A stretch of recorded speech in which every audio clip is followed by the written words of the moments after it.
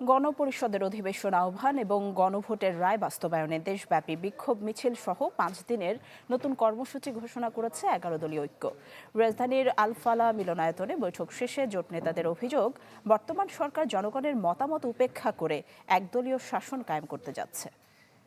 Design, elegance, beauty, সেরা পণ্য সবার জন্য জেভিকো।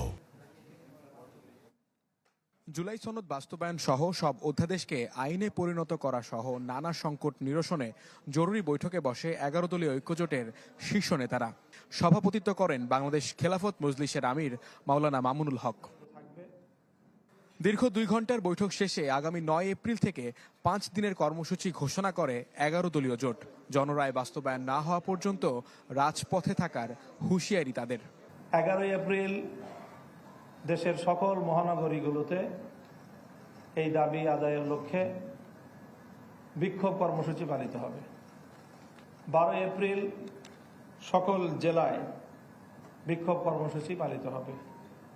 13 এপ্রিল ঢাকায় ডিপ্লোমা ইঞ্জিনিয়ার্স ইনস্টিটিউশনের মুক্তিযোদ্ধা হলে জাতীয় সেমিনার হবে।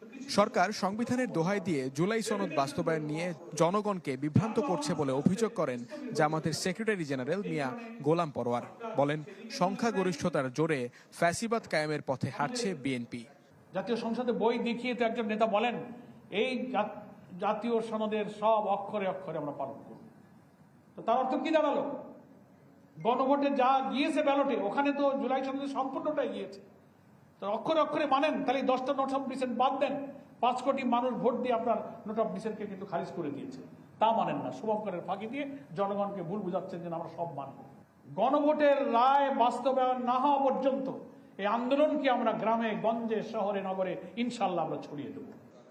এ সময় জ্বালানি সংকট সহ সরকার পুরনো তথ্য প্রযুক্তি আইন ব্যবহার করে বিরোধী মত দমনের চেষ্টা করছে বলেও অভিযোগ করেন জোট নেতারা। মুহাজির হক, চ্যানেল 24, ঢাকা।